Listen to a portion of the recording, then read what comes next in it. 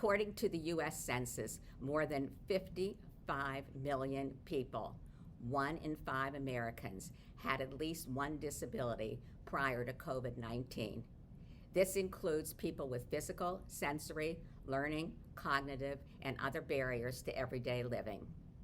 COVID-19 is rapidly expanding this number, especially those experiencing mental health challenges.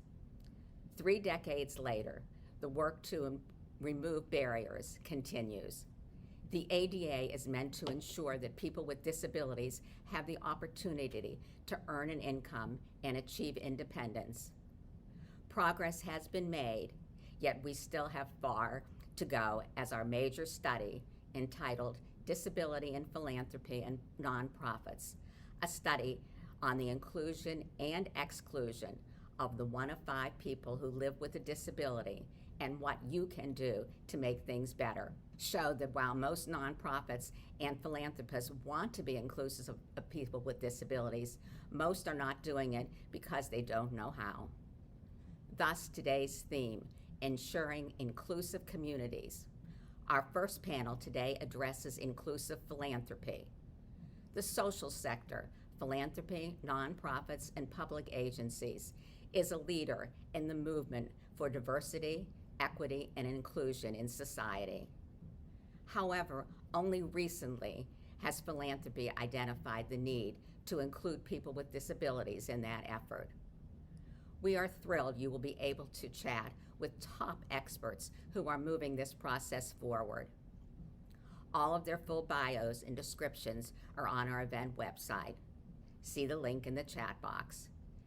The panel of esteemed panelists will be moderated by Stacy Palmer, editor of the Chronicle of Philanthropy. She is one of the most influential thinkers moving forward in society today. Stacy, thank you for introducing your panel and panelists. First, however, I will share a very short message from people with disabilities to the nonprofit and philanthropy sector. I am a congenital amputee. Spina bifida. Legally blind. I'm a little person.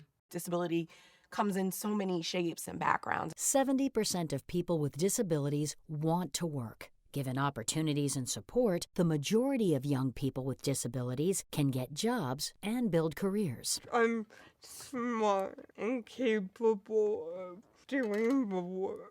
The disability is also like being a minority. Organizations are at their best when they welcome, respect, and include people of all backgrounds, including people with disabilities. I am a rolling empire.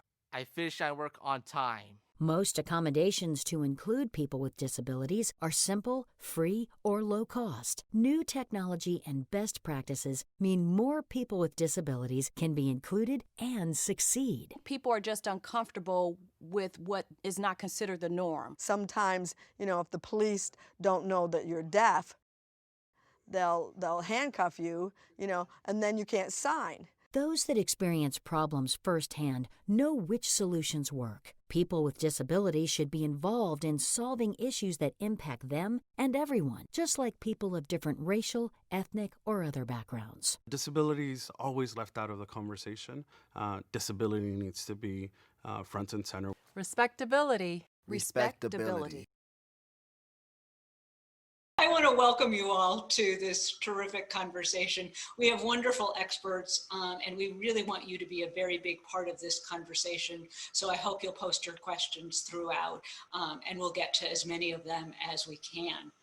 You have the biographies of our panelists, but I would like them to introduce themselves and let you know what kind of disability grants they make so you can understand their particular focus. Let me start with Kym.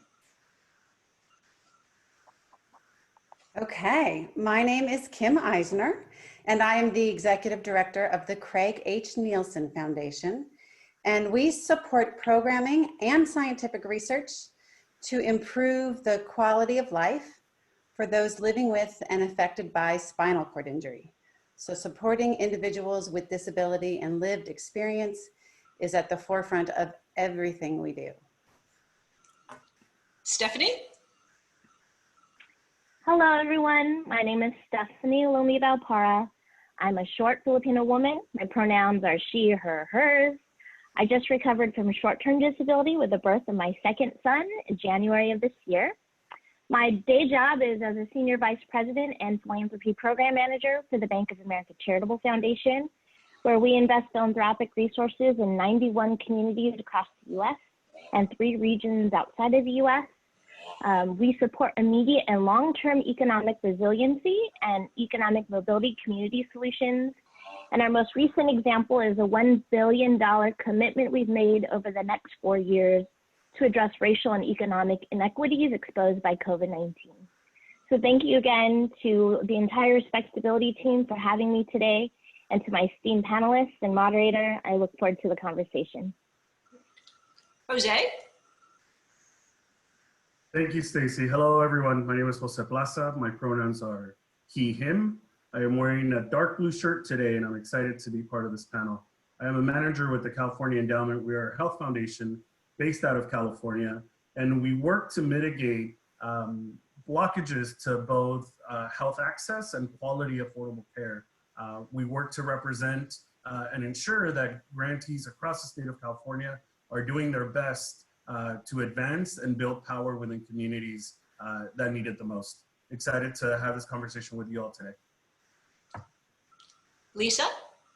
Hi, good morning. I'm Lisa Trygg. I'm the proud mother of an awesome son who's an award-winning baker and also happens to have developmental disabilities. I'm half Lebanese and half Swedish, so I'm not sure what I look like. But I'm the Senior Program Officer for the May and Stanley Smith Charitable Trust's Adults and Transitioning Youth with Disabilities portfolio.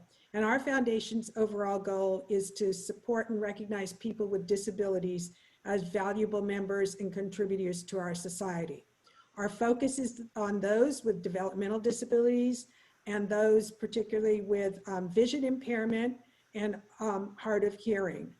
We do our funding through 4 focus areas, which are community inclusion, independent living, employment, and caregiver support.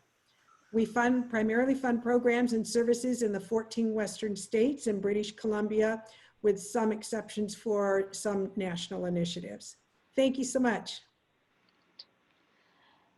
Because we have a panel that represents so many different viewpoints, I'm curious to hear from all of you about what you're finding your grantees are going through in the COVID economy. It's both an economic and a health crisis, obviously, but tell us a little bit more about what you're seeing and where the gaps are that it's really important for philanthropy to fill. And Stephanie, let me turn to you first. Great, thanks, Stacy. So I know that it's challenging times, and the challenges facing the nonprofit sector in particular are very complex. There's a confluence of many crises. There's a pandemic, which has caused many of the nonprofits to shutter and close operations. And then there's a need for nonprofits to stay open as essential, critical programs and services for those most impacted. And then we also have the confluence of the recent events with George Floyd and the need to say Black Lives Matter, and racism, structural racism and discrimination in all its forms is not acceptable anymore. So what I've seen from grantees is a lot of anxiety. And there is actually a recent article from New York Times that I'd love for someone on the Respectability team to put in the chat. But it says that the nonprofit sector has been so critical at filling in the gaps or void that government and businesses weren't able to provide in terms of social services. And yet they're probably the last ones to be thought of when it comes to some sort of stimulus or support when it comes to the economic troubles and turbulence that we're seeing today. From our grantees, they're asking us to be much more flexible with their funding, make it unrestricted, consider core operating, and consider multi-year. I think even before COVID, many of our grantees, especially in the space where we're supporting communities facing extraordinary barriers to opportunity, like the disability community, we're already struggling, not only in terms of representation of philanthropic resources, but also from an operating budget standpoint. And so in terms of what growing needs might be, I do believe that the nonprofit sector will be significantly impacted. There are estimates of 40 to 60% of the nonprofits we see today will no longer exist. So collaboration will be key, and not necessarily collaboration in the forms of mergers and acquisitions, but if you truly do have a common community that you care about, a common mission or North Star, then how can you work together to be stronger? And the same is being asked of funders as well. As funders, how can we better work together to ensure that those nonprofits, those services we know are critical to the communities we serve, will remain even through the economic resilience and recovery we know will be slowed down. Jose, could you tell us a little bit about what you're seeing? Definitely. So, not to belabor, the challenge in terms of gaps that our communities are facing, but something that I do want to open up with is really the resiliency in the communities. We understand that COVID has hit already marginalized communities extremely hard, but what we have also been seeing is how communities that are at most disadvantaged have come together, have advocated for one another, and unfortunately what COVID has done for our communities is that it has brought up the inequities that we knew existed, but it has also shown us how important it is both for philanthropy and for nonprofits to have honest and real conversations of what are the immediate needs, but also assess what are the long-term system changes that are needed. One of the things that I really think about is, we had so many limitations around housing, on food assistance, on digital divide, and all that was put aside when COVID impacted us to ensure that we were protecting those most vulnerable. So we need to ensure that we continue that partnership. Specifically for philanthropy, I think it's important that we look at those inequities, both in our grant making and who is represented through our portfolios of grantees. We need to ensure that disability is not just an afterthought, but it's something that we put front and center when it comes to grant making. And that as funders, we challenge one another to do more in order to close this gap that all communities, not just disabled communities, are facing, but ensuring that we're elevating the voices of those that are disabled to ensure that they are represented and ensuring that our grantees, existing or future grantees, are also centering the needs of those that are disabled. Lisa? I don't want to repeat what has been said, particularly with Stephanie, because there's a lot of commonalities in what we're doing, but we've made well over 200 emergency grants, and a lot of them have been for meeting basic needs because we do fund a lot of direct service providers. So you're talking about delivery of food, addressing their increased isolation, assisting with rent payments, and helping them to search for a new job.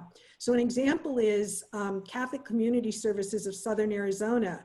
We provided additional funding for them so that they can help the individuals who are deaf and deafblind to access critical everyday resources such as food, rental and utility, financial assistance, and medicine, and PPE for the staff to safely address client needs because they can only be delivered in person, particularly for those with deafblind clients. So we've been trying to meet those immediate needs while keeping our normal grant making going and being as flexible as we can about not only the grant making, but the reports that are due. Kym? Well, yes, ditto to everything that the three of you have already said. One thing I would want to start with, and I think will be part of a through line, is disability does not discriminate your gender, your socioeconomic status, where you live, how you live. It can impact any of us. And I think that's really important to remember because disability is all of us. It is everyone we fund. So just as a side note, the Neilsen Foundation has done a few things. Fortunately, our board has been incredibly responsive and giving. They've allocated almost $10 million to respond to COVID in two different primary buckets. One, to address the immediate needs of our grantees and the communities they serve. The Neilsen Foundation doesn't fund individuals directly, but partnering with many of our programming grantees, and I really mean partnering because they've had to think quickly and creatively and shift. we've been able to support that and help them meet the needs of their communities. Now, in many of these communities, especially the smaller grassroots, because we fund nationally, the service providers may be the only organization within the region to provide any service, to provide peer support. So it is more than just the specific service they provide. We had one grantee be very creative, an adaptive sports organization who wanted to keep their coaches employed. So the coaches became grocery delivery individuals. So it helped the coaches keep their jobs, and it got immediate needs and services to the people on the ground. So that's one component of what we're doing. The other thing that I'm also really proud of that sends a message, I hope, to universities and larger institutions, we've been proactive with our research grantees and said to them, we know you've had to shut down. You need to stay employed. We need to send a message to the universities and larger organizations that spinal cord injury research is important. And so we've reached out and said, what do you need? What were your losses during this time? And how can we support you? And being proactive has sent a message to those institutions that they need to pay more attention to the needs of individuals with a disability. And so we're really proud of that. Thank you all. That really gave us a good overview of so many different things that are happening. One of the things that was a through line of what you all talked about was the interconnectedness of all of these issues. And I'm wondering, we probably have some grant makers listening to this panel who may think disability isn't part of what I do. I'm really interested in climate change or the arts or bolstering democracy. What would you say to those people who say, that's what I'm focused on, and I'm curious, that's why I came to this panel, but what should I be thinking when it comes to disability inclusion? What would your message be to them? And can I start with you, Lisa? Great opportunity. Thank you so much for asking the question. I want to use an example of one of our grantees called Creative Growth Arts Center. They are the oldest and largest art center of its kind in the world, offering artists with disabilities a professional art studio, exhibition opportunities, the ability to sell their artwork and be paid for it, and a supportive community. And their artwork has been displayed as far away as Paris and Melbourne. They are in the permanent collections of the New York Museum of Modern Art and the Smithsonian, as well as in the senior corporate offices of Facebook. Its clients' artwork has even been displayed on the Method hand soap bottles being sold in the Target stores. And it's just a model organization, and it's fostered the development of over 20 similar centers for artists with disabilities in the US alone. Yet, traditional arts funders haven't stepped up to the plate to fund this model organization, even in the foundation-rich San Francisco Bay Area. So what I've encouraged Creative Growth to do is to refer prospective foundation funders to me so that I can enlighten them about their amazing organization and why it makes sense to fund them as part of the arts community. Jose?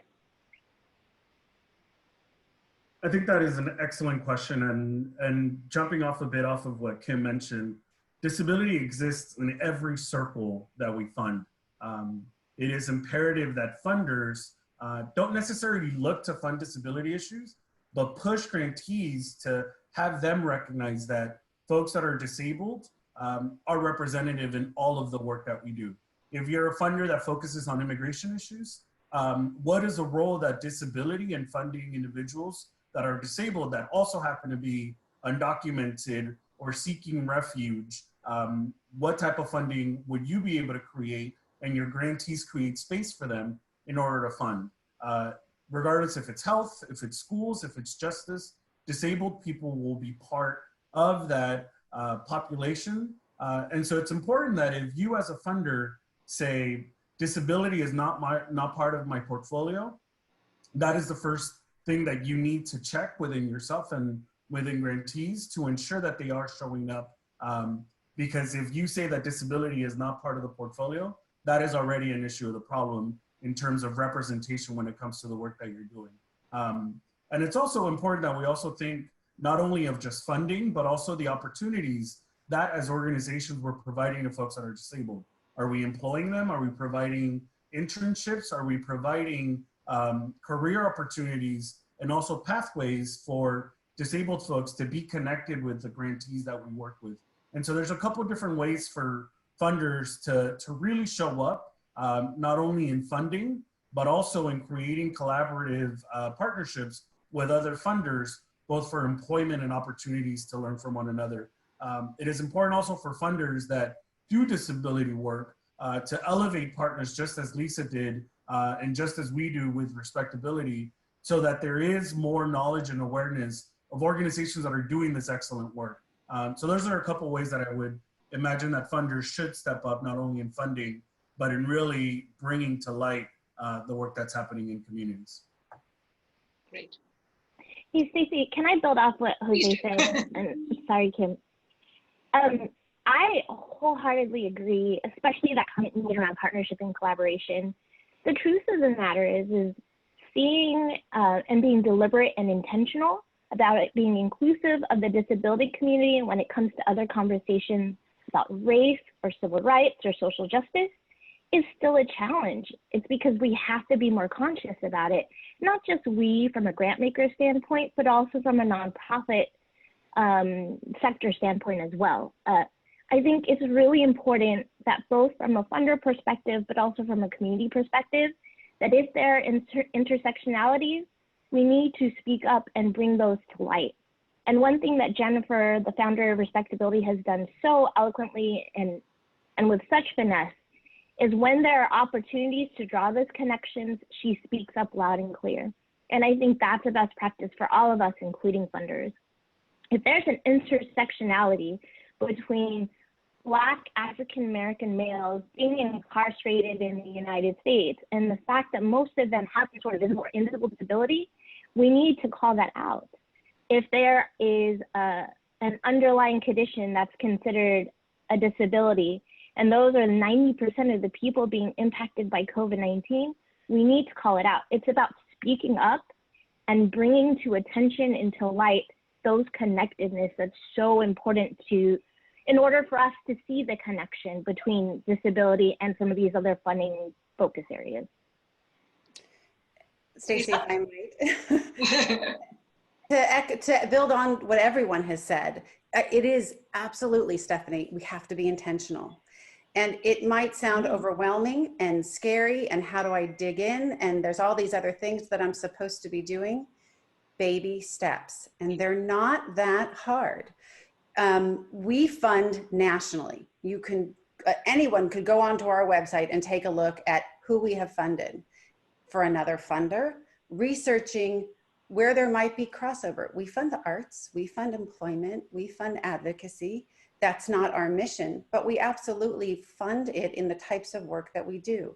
I'm sure an arts funder and I could find overlap in grantees. So that's the start. That's the first step. Once a funder realizes, oh, I really am funding in this area, what's next? And just like we want our grantees to learn from each other and reach out to us and ask for help and advice in building their proposals, we as funders have the responsibility to share our information and our experiences and help each other learn more, to be better, to do more, because it's our responsibility. Thank you. I think that that's absolutely a critical issue, and I'm sure all of the panelists will be ready to help all of you after this conversation as well. So let's continue that. One of the things that you mentioned too was the idea about supporting advocacy just now.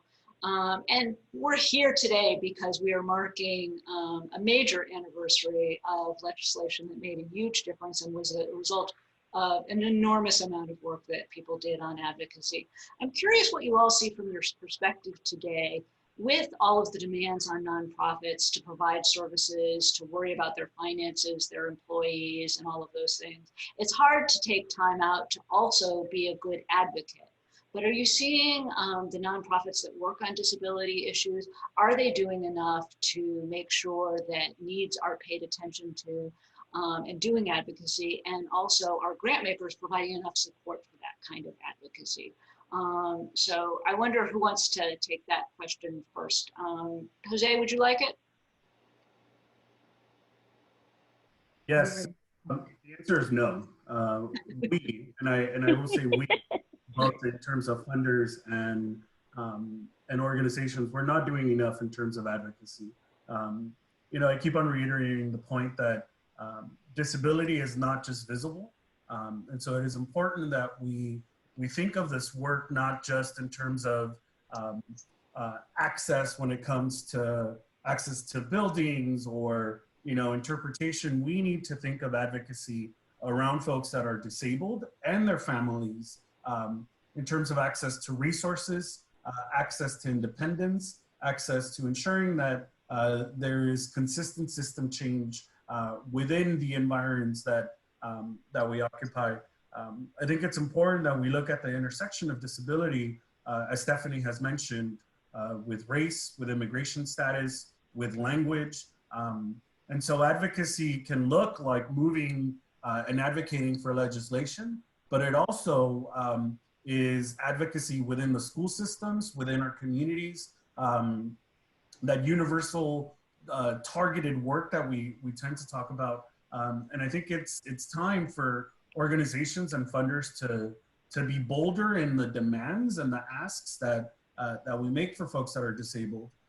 And with it comes also this responsibility for us to advocate for those that, I'm not a disabled person, but it's important for me to do due diligence, just as I advocate for Black Lives Matter and for the LGBT movement within my portfolio, that I ensure that Black-led organizations, that LGBT-led organizations are centering disabled folks as well. So yes, the answer is no, we're not doing enough, and it's imperative that as we celebrate this anniversary, we look at the gaps that have not been met, everything from digital divide to the inequities that COVID has brought about. Lisa? I'm going to share some specific examples again, because I'm quite proud of some of the work that our grantees have been doing, and I want to be positive about this. I look at the shining example of ARC of California, which is a membership organization of the local ARC chapters.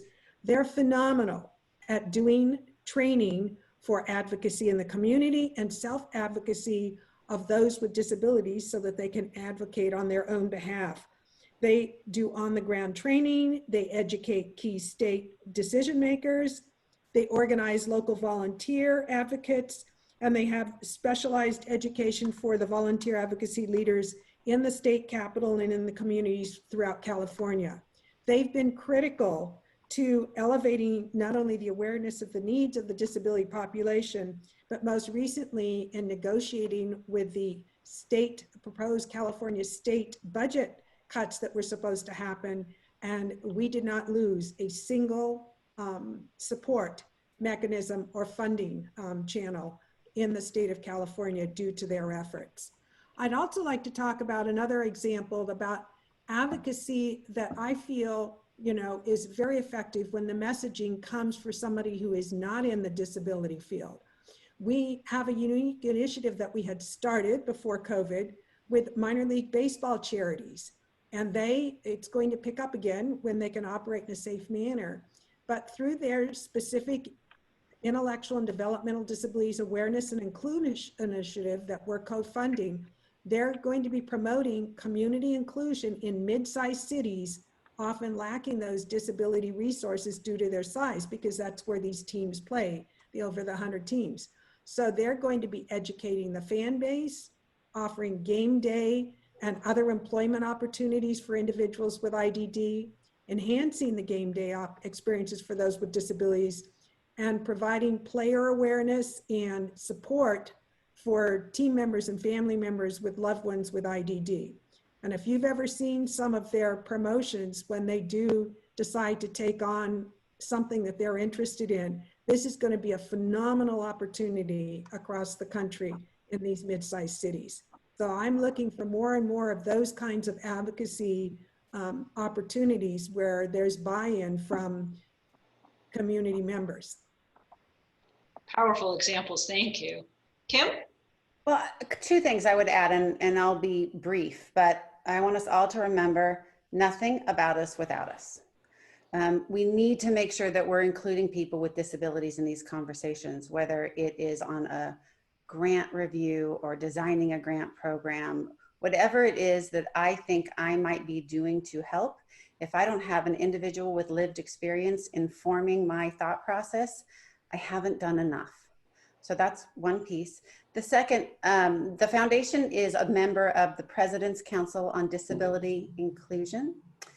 And I think it's something that everybody should be aware of. There's a great toolkit. I know they're going to post in the chat box, I believe. It will help everybody take their first step. How can you be more inclusive? What can you do? There are great resources there. And I think that's a great place for people to start if they're not quite sure what the first step might be. And even if you have done step 1 and step 2, let's be consistent together on step 3, and the toolkit can help with that as well. Stephanie?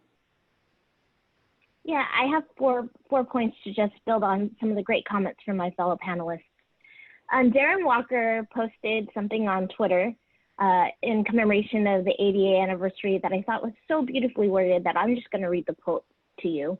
And he used hashtag disability demands justice. He said, while a major milestone, the journey to justice is far from over, and we need to understand the obstacles still facing the disability community and recognize that a truly equitable future is a vision we all share. And I think that's really how I feel. So look, coming from a corporation, from a corporate funder, I really ask everyone on the line, funder, community, government alike, you need to vote with your wallet. There are companies willing to do more, to advocate more, to take a stand. And those are the companies that you should really support.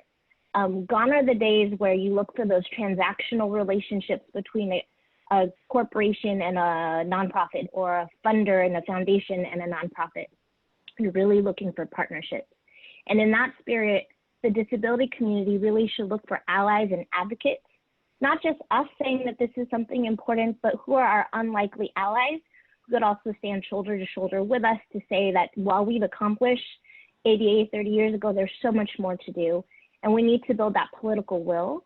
And you know, with policy and advocacy, funders often shun away from the politics, but what is clearly nonpartisan and speaks volumes is data. So if I could say anything again and again, from a community perspective, data speaks volumes.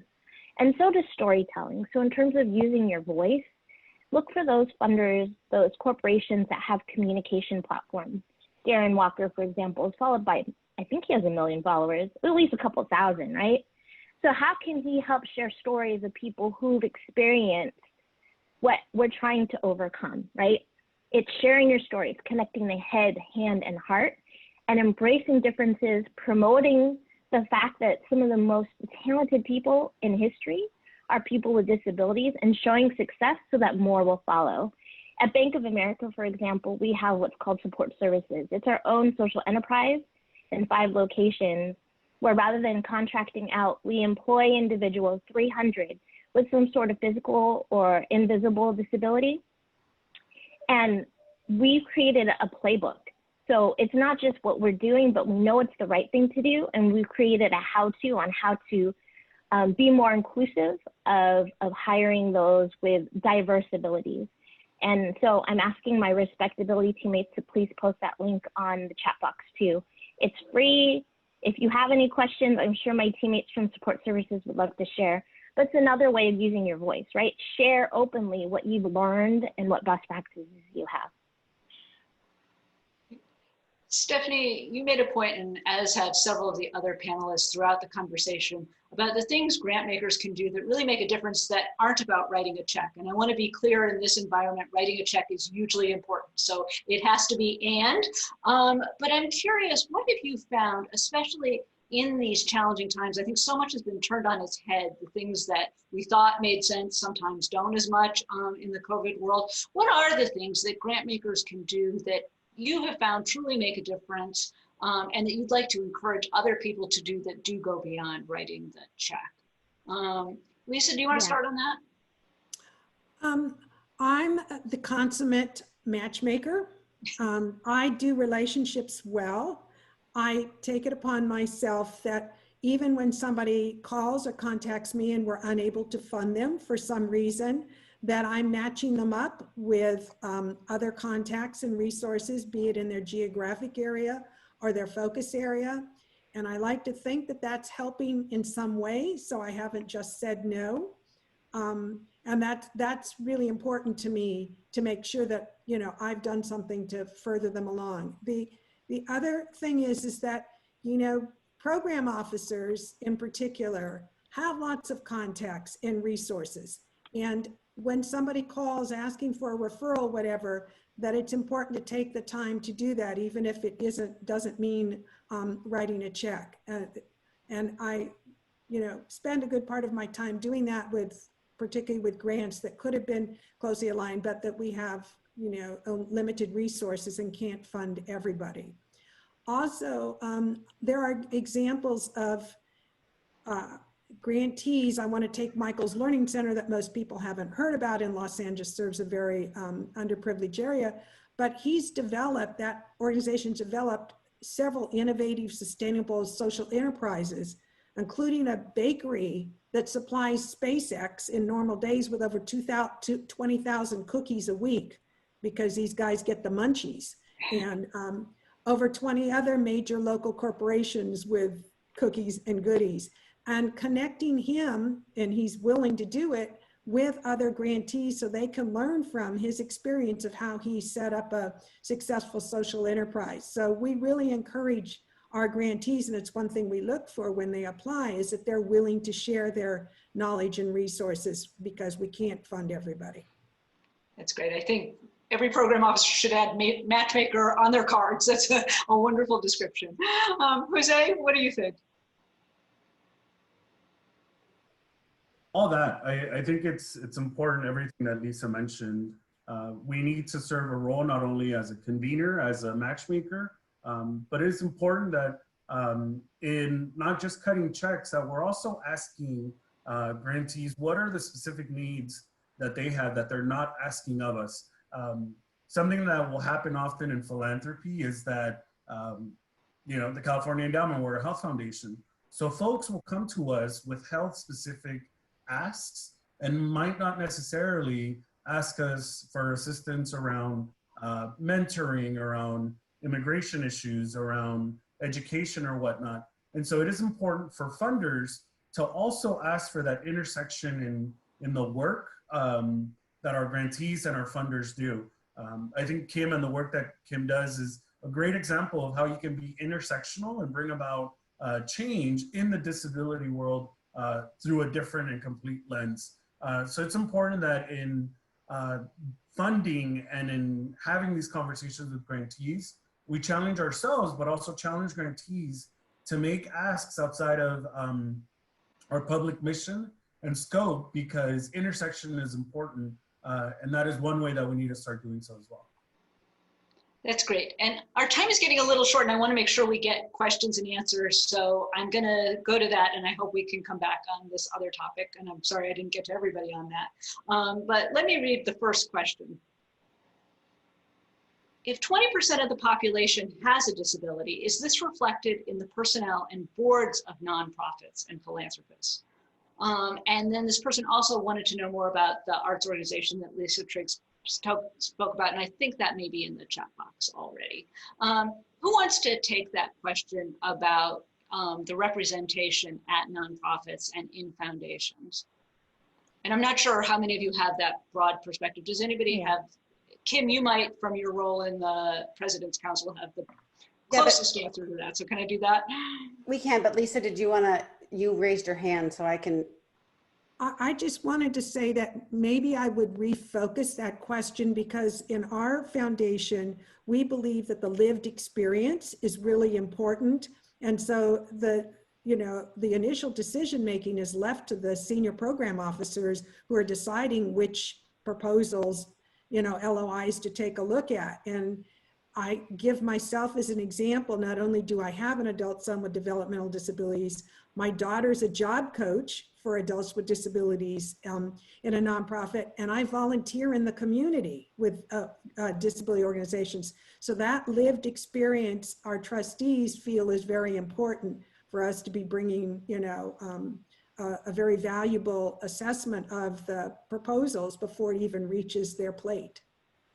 Great. And I guess I would just add quickly, we are focused on disability, spinal cord injury specific, and even we don't do it well enough. We can do more. It's not 20%, it should be. So if we're struggling, it's okay to struggle. We have people with disabilities and spinal cord injury on every review process represented, but it's not 20%. And how can we do more? And how can we be better? So I would put that out there because I think everybody needs to have it at the forefront of their mind, whether they are doing it now or want to be doing it. We can all do more and we can all be more educated. And I said it before, it is our responsibility to do so. Jose or Stephanie, do you want to add in on that? Stephanie, you had your hand up. Yeah. Yep. So I wholeheartedly agree that whether you're a foundation or a corporation, taking that introspective look and seeing how we operationalize our beliefs really helps us overcome, and the consumer or the community to overcome what woke washing is, right? Like, be wary of what's really authentic to the organization and what's just like the flavor of the day. So for Bank of America, diversity, equity, and inclusion is part of our fabric. But how do we operationalize that? Well, we're not just looking at hiring and we have a dedicated recruiter, but we also have support for the managers to improve retention. We don't just hire and engage teammates in a more unified approach, but we ensure that we have an employee resource group that's really committed on disability advocacy and action. And they're really the voice to our senior leaders and our executives about what accommodation means, what leadership engagement means. And that era of employee activism is so important to say, especially for community members on the line who are trying to figure out how to build partnerships with corporations and corporate foundations. It usually doesn't start with a direct grant. It starts with finding commonality and how we can engage the stakeholders a company and organization cares about more meaningfully. And for the bank, it's our employees, right? So how is there meaningful engagement where employees can talk courageously about their lived experiences, where we can help define and create what financial tools are needed for the disability community. And then last but not least, cross-sector collaboration is so, so important. Jose, did you want to weigh in? Yeah, so I think folks have mentioned most of my thoughts. The one thing I will say is representation matters. And yes, folks should be represented equitably, not only on the boards, but on staff. But more importantly for funders, it should be 20% of the work that you do, if that is a number that we want to target. And so I think it's important that we ask and demand, again, those bold ideas of not only representation on boards, but that organizations have a pipeline for hiring and for retaining folks with different disabilities, but also in the giving and in the work that they're asking grantees to make. So yes, representation matters, but also, let's talk the talk and walk the walk. We don't have a whole lot of time, but I'm curious what all of you think about what's next. All right, as you look ahead, are you optimistic that we're going to see many more advances on disability issues and that philanthropy is going to come together and embrace this area? Or are you concerned that with all the competing priorities, perhaps this will not get the attention that's needed? What's your outlook, and what would be the one thing you would hope everybody would take away from this panel as a next step? Who wants to start? I can take that one. Great. So I think it's important, I keep on saying this, that COVID has brought about and elevated, the inequities that communities are going through, be it, when it comes to access to fair housing, access to labor protections, access to health and affordable health care. So it's important that as we move forward, that we are careful not to turn this into an oppression Olympics of who needs more and who is the most disadvantaged, but really that as funders and organizations, we look at systems. What is the inequity that the systems are bringing about and impacting communities, and who they are impacting the most? So I think it's important that we look less at what are the needs of specific groups, but look at the systems and how those systems are creating that environment for inequity and lack of opportunity. And targeting the system is what will be that long-term effect. Right now, rapid response is imperative in terms of rent assistance and food assistance and employment assistance, but that money will run out, and some of it might run out this week, some of it will run out in 6 months. Those issues will persist, and the lack of representation will persist. And so it's important that moving forward, we look at the inequities within the systems, be it housing, labor, employment, you can name them, rather than looking at just the immediate needs, because effective change will take time and it won't come within a week or even from this panel, as much as I like everyone. It's a wonderful point, and I wish we could have devoted more time on the panel to that very issue, because that's absolutely critical. Lisa? I'm going to be more direct. We all need to recognize that there is a pending train wreck that's going to happen, and that is that as aging baby boomers become no longer able to care for their loved ones with disabilities living at home, we don't have a game plan in place. And right now, over 70% of adults with intellectual and developmental disabilities are still living at home with their parents. And our foundation is working really hard in this field by funding several initiatives to create industry standards, family education, etc. But we need other funders to step up to the plate. And this time it includes for-profit funders, lawyers, and fiduciaries, for example, who make money off of families with disabilities through the special needs trust business. This is going to be a huge issue going forward, and there is virtually nobody else in this funding space right now aside from our foundation. So I welcome with open arms anybody who's interested in learning more. Let me know. I want to thank all of our panelists who have been so insightful today. I wish we could have talked to them for hours. Thank you all so much for joining us, and have a good rest of your day. Bye-bye.